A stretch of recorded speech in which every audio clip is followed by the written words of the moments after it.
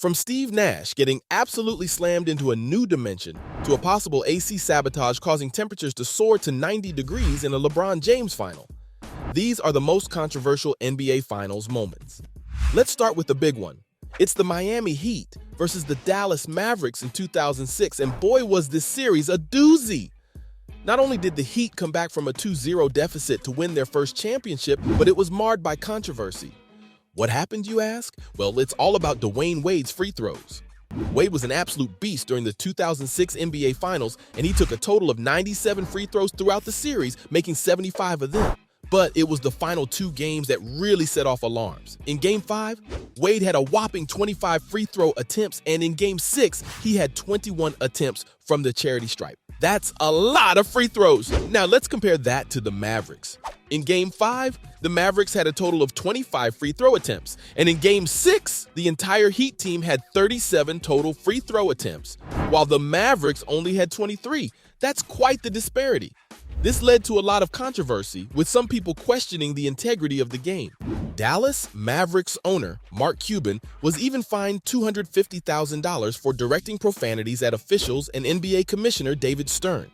Cuban went so far as to hire a former FBI agent to investigate the series. The agent found enough evidence to help Cuban win in court, but the billionaire never filed a complaint. So, what do you think, sports fans? Was there something fishy going on with all those free throws? Or was it just Dwayne Wade being the superstar that he is? Let us know in the comments below. From one controversial moment to another, and very few are more shocking than the Phoenix Suns suspensions during the 2007 Western Conference semifinals. It all started when Robert Horry body-checked Steve Nash in Game 4, resulting in a 2-game suspension for the San Antonio Spurs player. However, things took a surprising turn when the Suns lost Amari Stoudemire and Boris Diaw to a 1-game suspension for leaving the bench during the altercation. Many questioned the decision, as Stoudemire and Diaw didn't even take part in the physical altercation. The Spurs won Game 5 and took a 3-2 lead, ultimately eliminating the Suns in Game 6.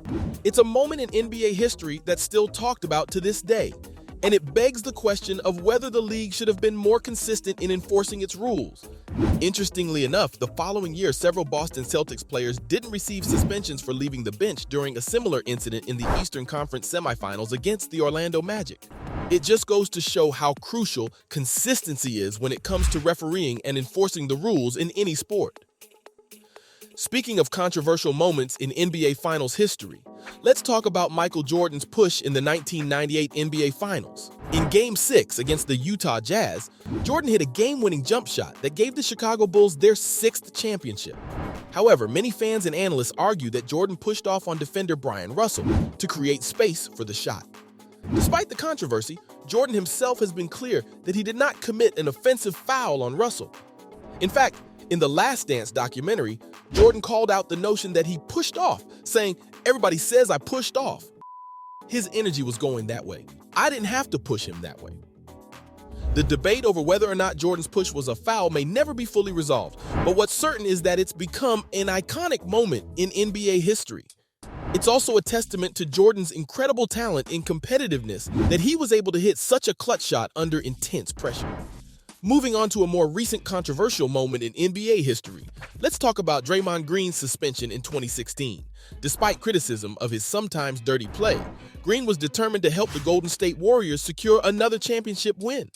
But in Game 4 of the finals against the Cleveland Cavaliers, Green was assessed a flagrant 1 foul for striking LeBron James in the groin during a scuffle. This resulted in a suspension for Game 5, a crucial game in the series.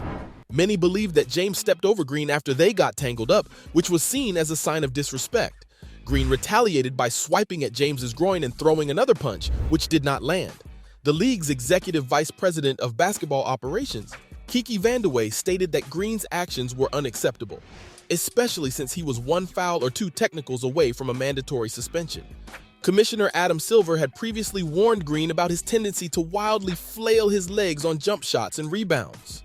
Green was also fined $25,000 for kicking Oklahoma City's Steven Adams in the groin during the Western Conference Finals, and received a flagrant 1 for throwing Rockets forward Michael Beasley to the ground in the first round. Despite the Warriors leading the series 3-1 1 at the time, Green's suspension was a significant blow to the team's chances of winning. The Cavaliers went on to win the next 3 games, ultimately winning the championship. It just goes to show that sometimes one player's actions can have a massive impact on the outcome of a game or even an entire series. Now, we all know that Steph Curry is one of the greatest players to ever throw a basketball. But did you know that he's also an expert at tossing mouthpieces? It's true! During Game 6 of the 2016 NBA Finals against the Cleveland Cavaliers, Steph fouled out for the first time all season, and just when we thought that was surprising enough, he did the unexpected. He ripped out his beloved mouthpiece and hurled it as hard as he could. Now, let's be clear here. Throwing objects is not cool, especially when you're a professional athlete. Tossing a mouthpiece into the stands earned Curry an ejection from the game in addition to his disqualification, making him the first player ejected from a finals game since Frank Brickowski in 1996. But wait, it gets even crazier. The mouthpiece didn't just hit any random person in the crowd. No. It nailed Andrew Forbes, son of Cavaliers minority owner Nate Forbes. Talk about a wild coincidence.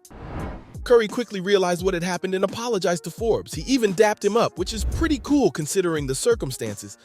But let's not forget, he still threw an object at a fan. Now, if a player throws an object, whether it's a mouthpiece, a ball, or a towel, they will be fined rather than suspended. It doesn't seem to matter if there was intent or not. However, if a player throws an object at a referee, that's a different story. Just ask Udonis Haslem, one player who was suspended for throwing objects at refs. Despite Curry's actions, the NBA generally does a good job of adhering to precedent when it comes to disciplinary actions. Curry was merely fined and not suspended for Game 7. Some may say it's because he's a star player or because the league wanted to protect its ratings, but let's not jump to conclusions. It's just the punishment that they've decided upon for this particular offense, regardless of who committed it and when. So there you have it, folks. Steph Curry's infamous mouthpiece toss will go down in history as one of the wildest moments in NBA Finals history. It's been a wild ride so far, folks, but this next moment is quite possibly the most controversial of all time. 9 years ago. Back in 2014, the Miami Heat were taking on the San Antonio Spurs in Game 1 of the NBA Finals when things really heated up, and not just because of the intense competition. The air conditioning in the AT&T Center malfunctioned, causing the temperature inside the arena to reach over 90 degrees. Players were sweating buckets, fans were fanning themselves, and LeBron James was feeling the heat, both literally and figuratively. As if playing in the NBA Finals isn't enough pressure, LeBron had to deal with cramping due to the sweltering conditions. During a team huddle, he was even recorded saying, "I'm going to need some colder water now. They are trying to smoke us out of here." But unfortunately for him, the cold water didn't do the trick, and he had to sit out the final 4 minutes of the game due to severe cramps. The Spurs took advantage of James's absence and finished the game on a 31-9 run, including a 16-3 stretch. They went on to win the series in 5 games and claimed their 5th NBA championship in franchise history. Despite the Spurs issuing a statement apologizing for the malfunction, the incident was certainly a controversial one. Many wondered if the game should have been postponed or relocated, while others speculated that the malfunction was intentional. But one thing is for sure, it was a memorable moment in NBA history, and it marked the end of LeBron's time in Miami before he returned to Cleveland.